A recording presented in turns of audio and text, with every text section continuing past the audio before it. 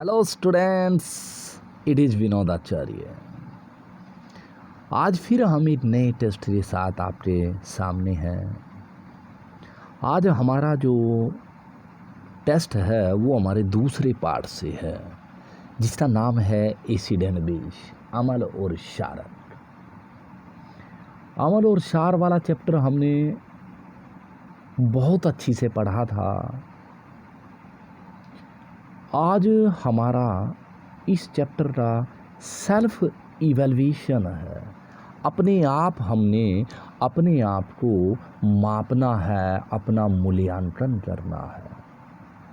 हमें देखना है कि जो चीज़ें हमें पढ़ी, जो हमने पढ़ा, वो हमें समझ आया या नहीं आया। हमारी समझ कितनी अपने विषय के बारे में है। तो प्यारे बच्चों, इस टेस्ट में जो सबसे ज़्यादा ज़रूरी चीज़ है वो है हमारी ईमानदारी। इस ईमानदारी से ही हम अपने आप को माप पाएंगे। क्या हम परीक्षा के लिए तैयार हैं?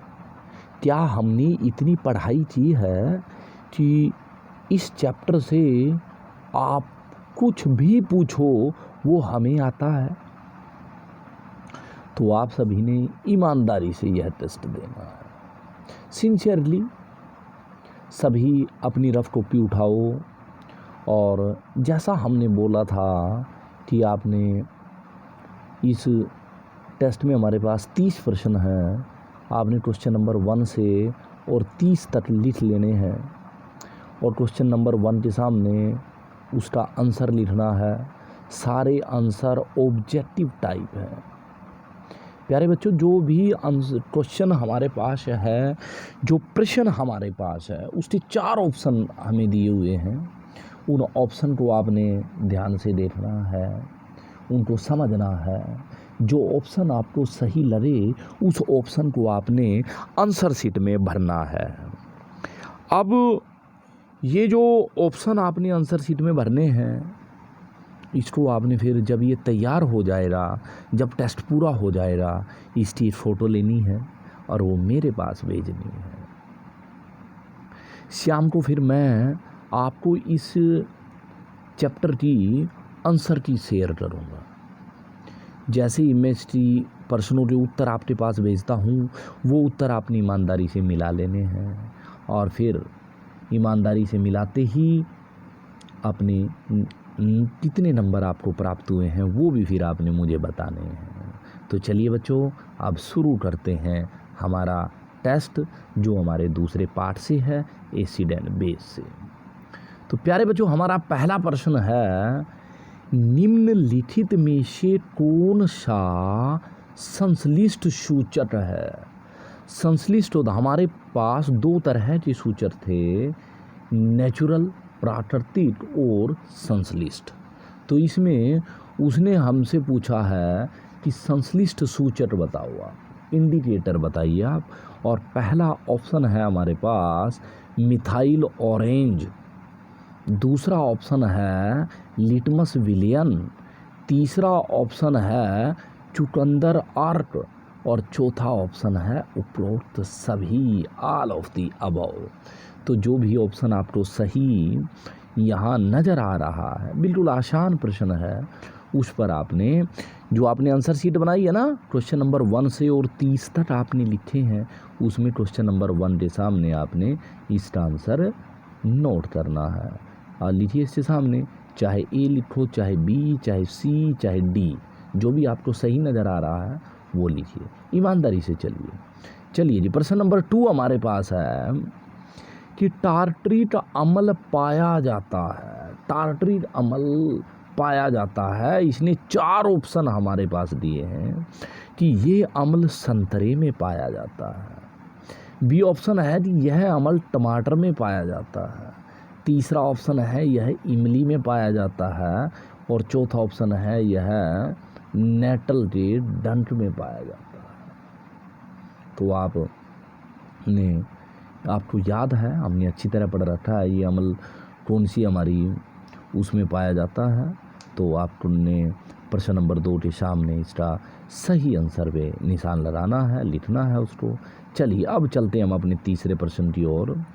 हमारा तीसरा प्रश्न है, टमाटर में विद्यमान है, टमाटर में उपस्थित है, कौन सा अम्ल टमाटर में पाया जाता है? पहला अम्ल है टारटैरिक अम्ल, बी ऑप्शन है ओक्सैलिक अम्ल, सी ऑप्शन है फॉर्मिक अम्ल और डी ऑप्शन है सिट्रिक अम्ल। तो प्यारे बच्चों, हमने इसको आपको नोट भी कराया था जब ये पाठ पढ़ाया था कि कौन से पदार्थ में कौन सा अम्ल होता है, तो आपने सही उत्तर पे निशान लगा लेना है। चलिए अब चलते हैं हम अपने फोर्थ प्रश्न पर। हमारा चौथा प्रश्न है कि क्षार एक क्षारक होता है जो, अब यहाँ क्षार की विशेषता उसने पूछी है और 4 तरह से उसने विशेषताओं का वर्णन किया है। आपने बताना है कि क्षार कौन सी विशेषता होती है उसमें। पहला है जल में घुलनशील और साबुन की तरह चीटना होता है, जल में घुलनशील और स्वाद में कड़वा होता है, जल में अघुलनशील और साबुन की तरह चीटना होता है, जल में अघुलनशील और स्वाद में कड़वा होता है। तो क्षार की जो भौतिक गुण हमने पढ़े थे उनसे आपको सहज ही इस प्रश्न का उत्तर पता चल जाता है। चलिए अब चलते हैं हम अपने 7वें प्रश्न की ओर।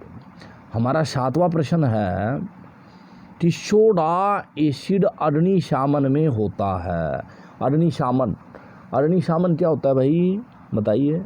जो आग बुझाने के लिए यूज होता है।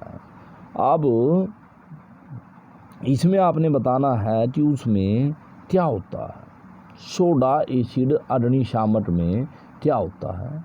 पहला ऑप्शन है हमारा Na2SO4 और HCl, दूसरा ऑप्शन है हमारा NaOH और HCl, तीसरा ऑप्शन है हमारा NaHCO3 और तनु H2SO4, तनु का मतलब होता है डाइल्यूट H2SO4, और डी ऑप्शन है हमारा इनमें से कोई नहीं, नन ऑफ दी अबव। तो हमें जो भी ऑप्शन इसमें सही नज़र आ रहा है उस ऑप्शन को आपने अपनी आंसर शीट जो आपने बनाई है प्रश्न नंबर 5 के सामने इसका आपने आंसर लिखना है। चलिए अब चलते हैं हम प्रश्न नंबर 6 पर। प्रश्न नंबर 6 में उसने हमारे से पूछा है निम्नलिखित में से कौन सा अम्ल एक प्रबल अम्ल है। प्रबल की बात है, याद कीजिए। प्रबल अम्ल हमने पढ़े थे स्ट्रॉन्ग एसिड, हमने वीक एसिड भी पढ़े थे। आज उसने हमसे प्रबल अम्ल के बारे में पूछा है। 4 ऑप्शन दिए हैं। पहला ऑप्शन है CH3COOH, फिर पूछा है H2SO3 H2CO3, तीसरा ऑप्शन है HCl, चौथा ऑप्शन है ये सभी। बिल्कुल सीधा सा प्रश्न है, आसान प्रश्न है। छठे प्रश्न के सामने आपने उसकी आंसर लिख देना है। चलिए अब चलते हैं प्रश्न नंबर 7 पर। और प्रश्न नंबर 7 में है हमारा कि जल में किसी अम्ल को मिलाना है, जल में अम्ल मिलाना है तो यह कौन सी अभिक्रिया है। देखिए, एक ऊष्मा उन्मोची क्रिया, इसका मतलब क्या होता है, जिसमें से ऊष्मा निकलती है। दूसरा है ऊष्मा शोषी, पहली है ऊष्मा शेपी, फिर उसने पूछा ऑप्शन कि वो ऊष्मा शोषी होती है। तीसरा ऑप्शन है ना तो यह ऊष्मा उन्मोची है, ऊष्मा शेपी है, और ना ऊष्मा शोषी है। तीसरा ऑप्शन है कि यह अम्ल की प्रकृति उसके नेचर पर निर्भर करता है। ऐसा ये प्रश्न हमने पढ़ा था कि जब जल को अमल में मिलाना हो तो जल को अमल में मिलाया जाता है या अमल को जल में मिलाया जाता है। तो इस प्रश्न के दौरान हमने ये बात भी बताई थी जो इसमें पूछी है। तो सही ऑप्शन पर निशान लगाइए। और अब चलते हैं हम अपने 8वें प्रश्न की ओर। हमारा 8वां प्रश्न है आसुत जल। आसुत जल होता है शुद्ध जल। शुद्ध जल, प्योर जल। प्योर जल का पीएच मान कितना है? ये 4 है, 5 है, 6 है या फिर 7 है? आसुत जल का पीएच मान पता है हमें और उस पर सही निशान लगाना है। प्रश्न नंबर 8 के सामने आपने फिर अपना ऑप्शन भर देना है। चलती है, अब चलते हैं हम अपने प्रश्न नंबर 9 की तरफ। प्रश्न नंबर 9 में हमारे पास है CaO कैल्शियम ऑक्साइड है ए। ये क्या है? ये हमसे पूछा है। उसने 4 ऑप्शन दिए हैं कि बताइए ये एक अम्ल है या फिर ये क्षारक है या फिर ये एक उदासीन यौगिक है या फिर ये एक लवण है। तो बस हमें पता है, पढ़ा है हमने। चलिए अब चलते हैं अपने प्रश्न नंबर 10 की तरफ। प्रश्न नंबर 10 है हमारे पास जब जस्ता होता है जिंक, धातु है जिंक, सांदर NaOH के साथ क्रिया करता है। सांदर होता है कंसंट्रेटेड। जब जिंक की कंसंट्रेटेड NaOH के साथ रिएक्शन होती है तो उत्पाद बनते हैं। वो उत्पाद उसने 4 ऑप्शन में बताए हैं। पहला ऑप्शन है Na2ZnO2 प्लस H2 बनेगा। दूसरा ऑप्शन है Na2ZnO2 प्लस O2 बनेगा। तीसरा ऑप्शन है Na2ZnO2 प्लस H2O बनेगा, वाटर बनेगा।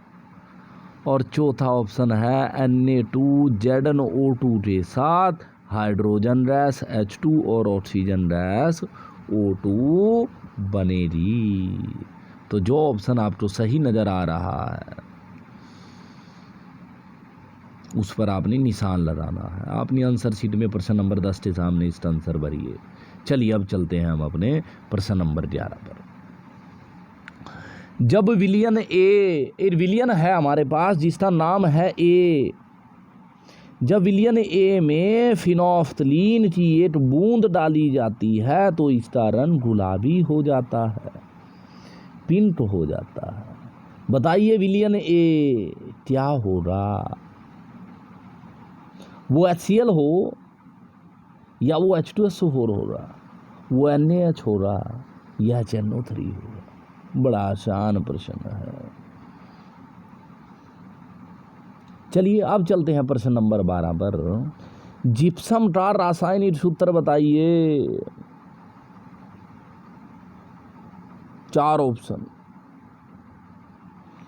CaSO4 2H2O, CaSO4 half H2O, CaSO4 3/2H2O, CaSO4।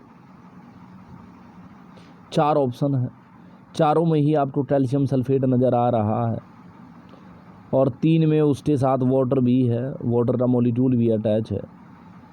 तो आपको जो प्रश्न, बड़ा प्रश्न आसान है। जिप्सम बहुत इंपॉर्टेंट हमारा एक कंपाउंड है और इसका बार बार हम इस पाठ में जिप्सम आता रहता है। चलिए अब चलते हैं प्रश्न नंबर 13 पर। एक उदासीन विलयन का पीएच मान, न्यूट्रल एक विलयन है उसका पीएच मान बताओ कितना हो रहा? 0 हो रहा, 0 हो रहा, पीएच मान 0 उदासीन का होता है, या 14 होता है उदासीन का, या 10 होता है या फिर 7 होता है। जो भी आपको नज़र आ रहा है, बड़ा ही आसान प्रश्न है, पीएच स्केल के ऊपर है। तो 13वें प्रश्न के सामने आपने वही लिखना है। आगे पूछा उसने कि 1 मोलर NaOH का पीएच मान कितना होता है? NaOH याद कीजिए ये प्रबल अम्ल है या प्रबल क्षार है। यदि ये आपको पता है ये प्रबल अम्ल है या प्रबल क्षार है, तो यहाँ से आपको पता चल जाएगा कि इसका पीएच मान 1 हो रहा, 7 हो रहा, 14 हो रहा या 0 हो रहा। चलिए अब चलते हैं अपने प्रश्न नंबर 15 की ओर।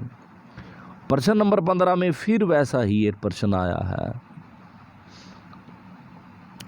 1 मोलर HCl का पीएच मान होता है। बस अब HCl पे नज़रें चहन होनी चाहिए, हमें पता होना चाहिए HCl हमारा प्रबल अम्ल है या प्रबल क्षार है। 1 मोलर HCl का पीएच मान कितना हो रहा, 0 हो रहा, 0 हो रहा या 1 हो रहा या 7 हो रहा या 14 हो रहा।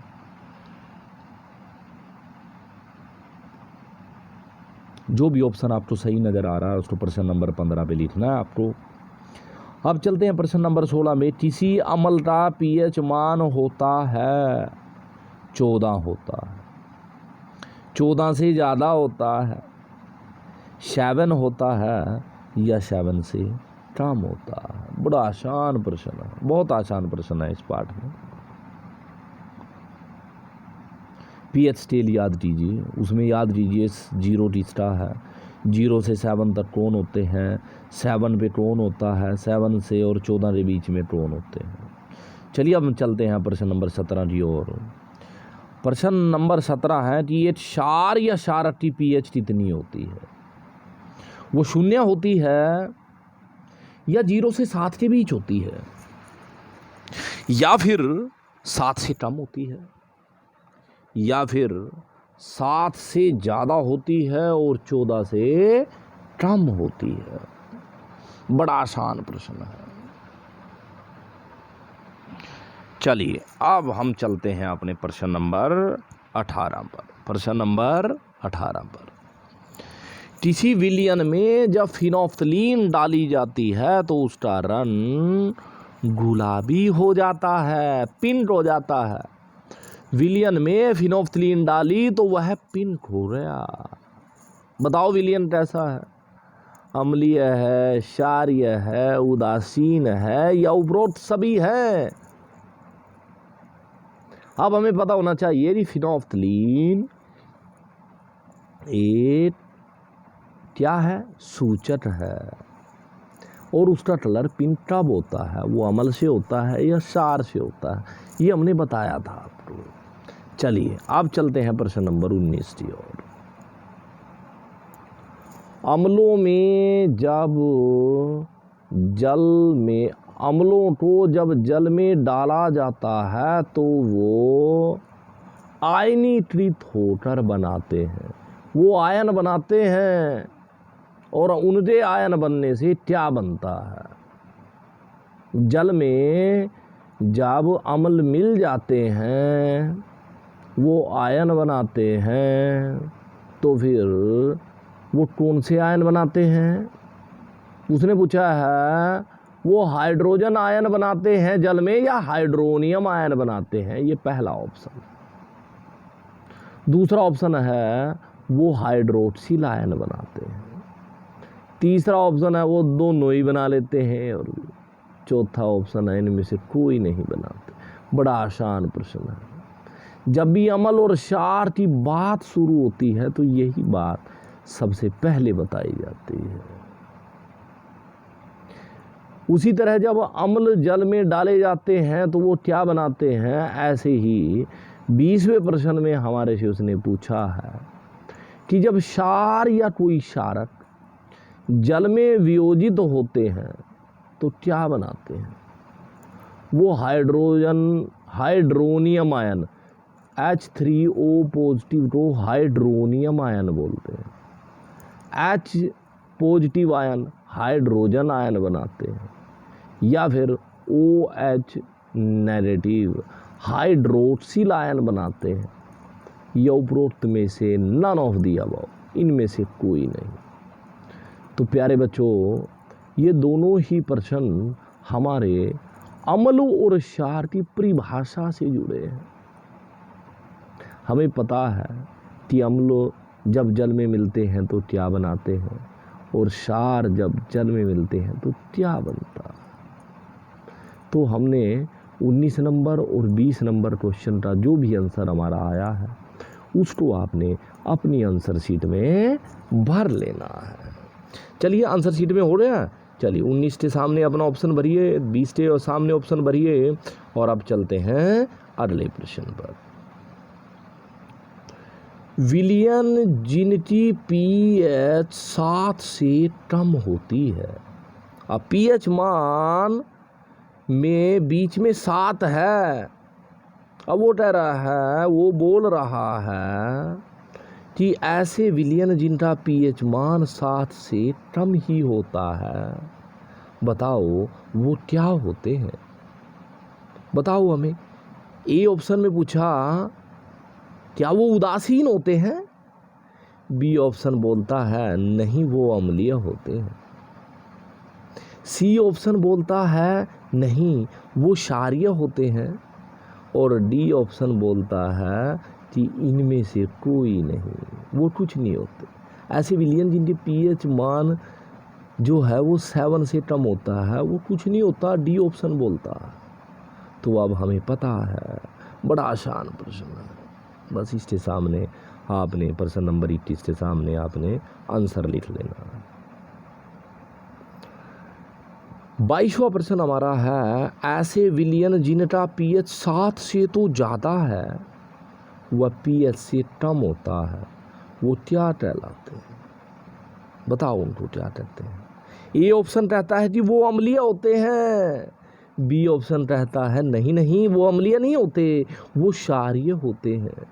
सी ऑप्शन कहता है ना वो अम्लीय होते ना क्षारीय होते, वो तो उदासीन होते हैं जिनका पीएच 7 से ज़्यादा हो और 14 से कम हो। और डी ऑप्शन कहता है 3 में से कोई नहीं।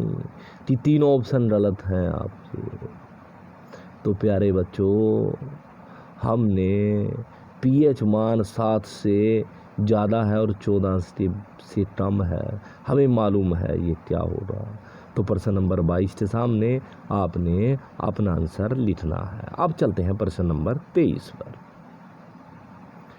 प्रश्न नंबर 23 है हमारा, पीएच जो स्केल हमारे पास है उसका प्रास है।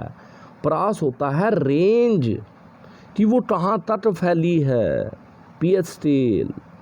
पहला ऑप्शन है कि पीएच स्केल 0 से 7 नंबर तक फैली है, कि वह 0 से शुरू होती है और 7 तक जाती है। बी ऑप्शन कहता है कि वो 7 से शुरू होती है और 14 तक जाती है। सी ऑप्शन कहता है कि वह 0 से शुरू होती है पीएच स्केल और 14 तक जाती है। और डी ऑप्शन उपरोक्त में से कोई नहीं, इनमें से कोई नहीं। तो प्यारे बच्चों, जो भी ऑप्शन आपको सही नज़र आ रहा है उसको आपने प्रश्न नंबर 23 के सामने लिखना है। अब चलते हैं हम अपने प्रश्न नंबर 24 पर। प्रश्न नंबर 24 है हमारा, पौधों की वृद्धि के लिए, कि पौधे अच्छी तरह वृद्धि हो, पौधे स्वस्थ हों के लिए उपयुक्त मृदा पीएच है। तो मृदा का पीएच कितना होना चाहिए कि हमारे पौधे स्वस्थ रहें। वो पीएच 0 होना चाहिए, वो पीएच 14 होना चाहिए, वो पीएच 6 और 8 के बीच होना चाहिए, या फिर जो पीएच है वो 0 और 14 के बीच होना चाहिए। तो हमने जब आपको पीएच स्केल पढ़ाया तब हमने देखा था कि पीएच स्केल के महत्व बताइए, उनमें आया था हमारे पास ये प्रश्न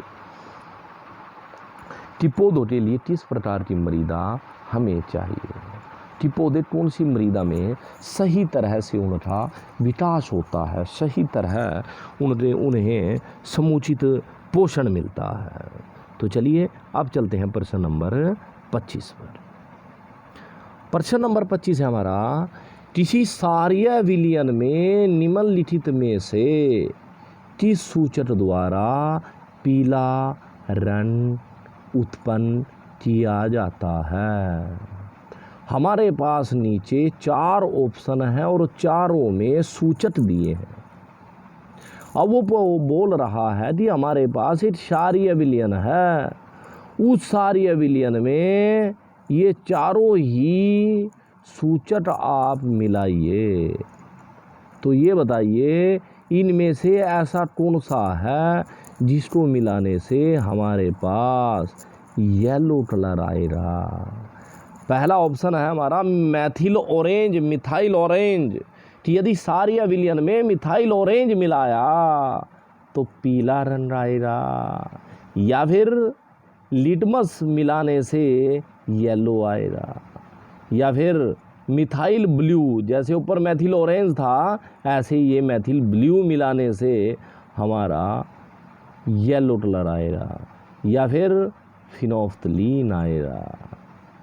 तो प्यारे बच्चों, जो भी ऑप्शन आपको सही नज़र आ रहा है, यदि आपने सूचक अच्छी तरह पढ़े हैं तो ये प्रश्न बड़ा आसान है। प्रश्न नंबर 26 पर चलते हैं। एसिडिक अम्ल पाया जाता है, एसिडिक अम्ल चींटी के डंक में, जब चींटी काटती है उसमें होगा, या फिर नेटल के डंक में, या फिर तीसरा नींबू में पाया जाता है, या फिर चौथा सिरके में पाया जाता है। बताइए एसिडिक अम्ल किसमें पाया जाता है। ये टेबल हमने बनवाई हुई है, उसमें सारे लिखे हुए हैं। चलिए, जो भी ऑप्शन आपको सही नज़र आ रहा है उसको प्रश्न नंबर 25 और 26 के सामने लिखिए। अब चलते हैं हम अपने प्रश्न नंबर 27 की ओर। प्यारे बच्चों, ये प्रश्न नंबर 27 मेरे से छूट रहा है। अब हमारे पास 30 प्रश्न की बजाय सिर्फ प्रश्न बचे ने 29। चलिए अब चलते हैं हम प्रश्न नंबर 28 पर। वो पीपीटी बनाते समय एक प्रश्न रह गया हमारा। निम्नलिखित 28वां प्रश्न हमारा, निम्नलिखित में से कौन सा अम्ल दुर्बल अम्ल है। बताइए इनमें दुर्बल कौन है, HCl या HNO3। तीसरा ऑप्शन है H2SO4। चौथा ऑप्शन है हमारे पास CH3COOH। चारों ही एसिड दिए हुए हैं, उसने पूछा इनमें से दुर्बल बताओ। पहला ऑप्शन दिया हाइड्रोक्लोरिक अम्ल, HCl का नाम है। दूसरा ऑप्शन दिया है HNO3 नाइट्रिक अम्ल, ये भी इम्पोर्टेंट अम्ल है हमारा। तीसरा ऑप्शन दिया है हमारा H2SO4 सल्फ्यूरिक अम्ल। चौथा ऑप्शन है हमारे पास CH3COOH, ये भी हमारा एक इम्पोर्टेंट अम्ल है। अब उसने चारों ऑप्शनों में से हमारे से पूछा है कि बताओ कौन सा इनमें दुर्बल है, इनमें से वीक एसिड कौन सा है। आगे हमारे पास प्रश्न नंबर 29 है, 29। प्रश्न नंबर 29 में हमारे पास है कि सिट्रिक अम्ल पाया जाता है, जो सिट्रिक अम्ल है वो पाया जाता है। 4 ऑप्शन उसने हमें दिए। उसने पूछा है कि सिट्रिक अम्ल टमाटर में पाया जाता है, यह दूध में पाया जाता है, खट्टे दूध में जब खराब हो जाता है, या यह इमली में पाया जाता है, या फिर ये नींबू में पाया जाता है। तो प्यारे बच्चों, जो भी ऑप्शन आपको सही नज़र आ रहा है, बड़ा आसान प्रश्न है। और सभी बच्चों ने ये जो टेस्ट दिया है इसमें ईमानदारी रखनी है। आपने जो अपनी आंसर शीट बनाई है उसमें आपने कटिंग नहीं करनी है, जो आपने लिखा है बस ठीक है। शाम को जब आपको आंसर शीट मिलेगी उसके बाद आपने अपना इवैल्यूएशन करना है, अपना पेपर अपने आप चेक करना है, ईमानदारी से करना। ईमानदारी ज़रूरी है, तभी हम अपना मूल्यांकन कर पाएंगे। चलिए अब चलते हैं अब अपने लास्ट प्रश्न की तरफ, और हमारा लास्ट प्रश्न है, सिरटे में कौन सा अम्ल होता है? सिरटे में कौन सा अम्ल होता है? पहला ऑप्शन है हमारा ऑक्सैलिटमल, दूसरा ऑप्शन है हमारा टार्टैरिटमल, तीसरा ऑप्शन है एसिटिटमल, और चौथा ऑप्शन है सिट्रिटमल। तो हमारे पास प्यारे बच्चों सिरटा जिस भी अम्ल में होता है, ऐसे 4 अम्ल हमें बताए हैं। ABCD, इन ऑप्शन में से जो भी सही नज़र आ रहा है वो ऑप्शन आपने ले लेना है, उस ऑप्शन को आपने प्रश्न नंबर 30 के सामने लिखना है। तो यदि आप अब इन प्रश्नों की काउंटिंग करते हैं तो ये प्रश्न आपको 29 नज़र आएंगे। ये प्रश्न नंबर 30 मेरे से बाय मिस्टेक रह गया है। तो प्यारे बच्चों, आप सभी ने बड़ी ईमानदारी से टेस्ट दिया है। इस आंसर जो की आपने बनाई है, इसको आपने अपने पास संभाल के रखना है, और जैसे मैं शाम को आपको आंसर की देता हूँ उसके बाद आपने अपने टेस्ट को चेक भी करना है, ईमानदारी से चेक करना है आंसर की के साथ। तो सभी बच्चों को मेरी तरफ से एक हिदायत भी है कि आपने अपना ध्यान रखना है। तो प्यारे बच्चों, आप स्वस्थ रहें, खुशहाल रहें, ओके, मन लगाकर पढ़ना है। Okay, thank you very much.